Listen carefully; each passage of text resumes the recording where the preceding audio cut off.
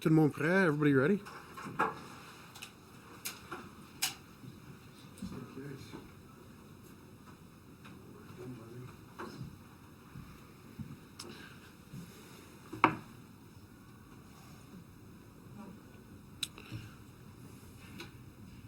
We're all good to go. Thank you. Good morning.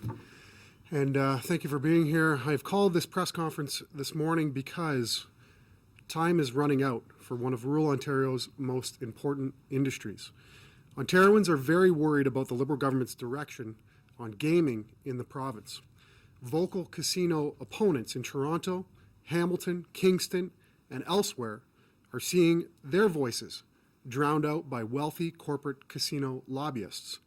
Families and businesses involved in horse racing are witnessing their once thriving industry gutted to make way for private casinos, with no thought being given to the thousands of Ontarians who depend on horse racing for their livelihoods. Ontarians are also worried about what they're seeing from the Tories. Mr. Hudak has to be clear what side of his mouth he's talking out of. In one breath, he says he wants to stop the government from ramming casinos into communities that don't want them.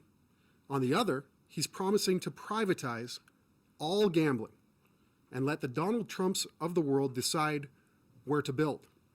This plan does nothing to help hardworking horsemen and leaves them even more vulnerable than they currently are. Casinos aren't a magic pill for the province's financial problems. Affected communities should be given the chance to weigh the costs and benefits before any decision is made. And it's a big decision for any community. Last year, the Liberal government and the OLG decided that decision should be made by well-connected insiders working in the back rooms, and not the people who will be stuck with the consequences. That is not right. So I'll be asking MPPs to support a different plan. The NDP motion will give people the opportunity to vote on a referendum whether they want casinos in their communities or not. The motion will also ensure that a panel is set up so that spending limits for the referendum don't give an unfair advantage to the Donald Trumps of the world and cash-rich casino companies. The motion would also require the government to maintain the slots at racetrack program partnership until a viable plan for the future of Ontario horse racing can be implemented. It will also ensure that the horse racing industry is able to come up with a viable plan and path forward before the SARP partnership is completely pulled out from under their feet, leaving the industry to face tens of thousands of job losses and eventual extinction. The push for OLG privatization is the reason why the SARP partnership was cancelled. And what the motion will request is that before the government makes any decision, it should ensure that the industry should get its fair share of revenue and that the government and industry need to come up with a real plan forward. The transitional report demonstrated what the NDP has said for almost a year now, that the Liberal decision to cancel the SARP partnership without a plan will spell the extinction of the horse racing industry, and that we can work to find a better solution by consulting with the industry. New Democrats understand that there is work to be done to modernize and strengthen the horse racing industry, but this government simply wants to privatize all gambling and let the Donald Trumps of the world do whatever they want. Let's take a step back and collaborate on a real plan that will allow this industry to flourish once again in the future. Thank you. I will take any questions you have. Well, I don't know about, you can't get a little bit pregnant. You guys are the ones that started the whole gaming process in the first place. Absolutely. You introduced them in Windsor and Yep. later on in Niagara Falls. So this is just, isn't this just a furtherance of what something you already started? When the Ray government introduced casinos, they were quite specific in terms of the areas that they needed to go in. One of the issues was whether the casinos would provide a net economic impact or benefit for those communities. It has been proven that those communities actually did benefit from the initial interim casinos, certainly in Windsor, my area. We know how many jobs were created at that time. And they were also willing host communities. This came with consultation, it came with collaboration and true partnership. in a public realm too as well. What we're seeing under the Liberals today is complete expansion and doors opening to private casinos, which absolutely reduces any net benefit for communities, and also is in direct competition with current facilities such as the Great Blue Heron Casino, who rely heavily on the operations of their casino to support their communities and other like-minded communities with current operations. The OLG saying that they're prepared to give Toronto a bigger piece of the pie from the casino than had been given elsewhere, i.e. Windsor or Niagara Falls. I mean, this is why. You got to think that those municipalities are going to be pretty upset when they hear this. So your question is? What do you think? Why do you think Toronto deserves a bigger piece of the pie if they do get a casino than the other municipalities? What I think is that you're getting the OLG and the private operators and corporate lobbyists behind the push for the casino in Toronto. They're willing to throw anything at this point at the debate and at the program. I think they're losing the battle in terms of public opinion, in terms of also how much positive impact it will have for downtown Toronto. You're getting pressure from all corners of the province that understand that a big corporate private casino in downtown Toronto will be not only to the detriment of the inner city core here, but the entire province, as it will undoubtedly increase pressure to other existing casinos and operations around the GTA.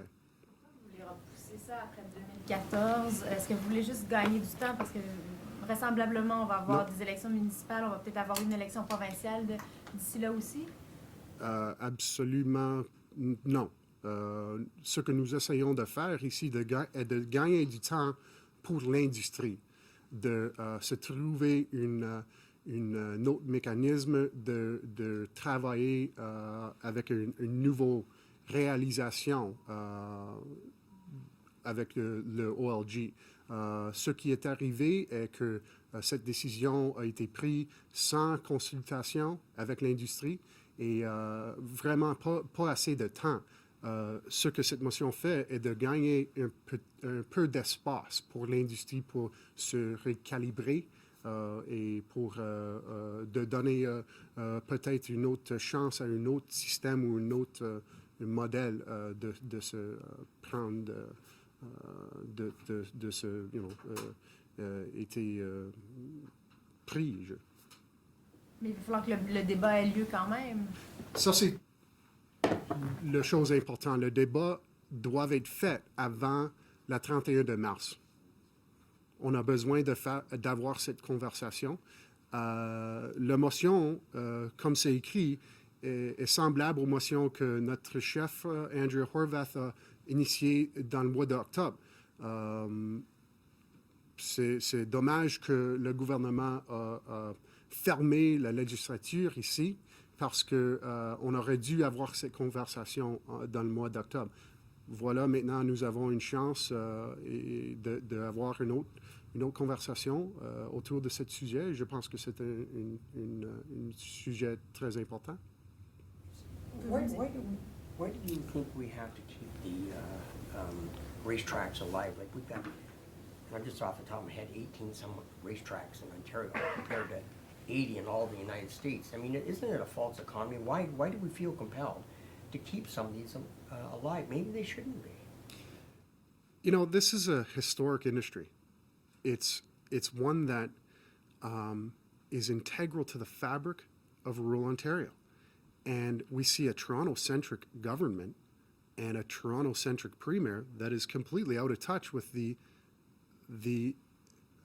economic impact that horse racing has in rural Ontario. You know, my question to the premier is, why do you have to kill this industry? Why do you have to shrink? You know, she said time and time again that the industry needs to shrink, to contract. When have you ever heard a premier talk about an industry that needs to get smaller and revenue that needs to get smaller? This is an industry that provided a great return on the investment under the Slots at Racetrack program, actually so good that it has been targeted by private casinos. They see that revenue that the market share that horse racing takes up, and they want a piece of that action. And you know what? The government is helping them get that action by removing the slots at racetrack program. We think it's wrong. We think it's to the detriment of the fabric of rural Ontario, and we're trying to reverse that decision with this motion. So referendum question aside, what's the NDP's solution to this problem? We've said, pause, stop your expansion of private casinos in this province until we can have a complete, well-nuanced discussion about its impacts, not only on the areas that they're proposed, but on the areas that currently house gaming operations, and the full impact on the horse racing industry. We've already seen the tailspin that it's thrown the industry into. We've seen, massive divestment in operations from those family farmers. We've seen, actually farmers who are not even, associated, or they're associated indirectly with the industry, who have lost revenue because they're an input. They provide the feed and the hay and all the other things that the industry requires. It has crushed small town Ontario, and it's reverberated across rural Ontario. I don't think the government ever thought that this issue would have had such a deep impact, but it has, and it's a shame. So what's the solution? The solution, again, is to stop the current expansion of private casinos. The solution is to maintain the slots at racetrack program until we can find, until we can recalibrate what that revenue stream is required, given the new makeup of the size of the industry, because there's no doubt there's been contraction already. We've got racetracks that have closed. In my area of Windsor, the racetrack's shut down. We have to also understand that the support from the province should be with the horse racing industry. Not, what they focused on is supporting the horse tracks. Now, that's all well and good to broker a deal on a rental agreement to continue to house your slot machines, but that does nothing for the horsemen. Absolutely nothing. And we need, at this point, we need to focus on that. Certainly, you'll have horse tracks that have slot machines in them, but you won't have horsemen and horsewomen and horse families and farmers and communities who are, in the, running the circuit. That just won't exist in the province anymore. We also have to take a look at the damage that's already been done. And in my area, a group of passionate horsemen are coming together on a nonprofit basis, and they've developed a business model to try to revitalize, to pick up the pieces of what has been broken in southwestern Ontario, and to come up with a plan to run a nonprofit track. That's built into this motion too as well, because it would give preference to those groups who are looking to go it alone and do it on their own. We can support them in that, and that's a discussion that has to be made, and the government has to be made aware of it.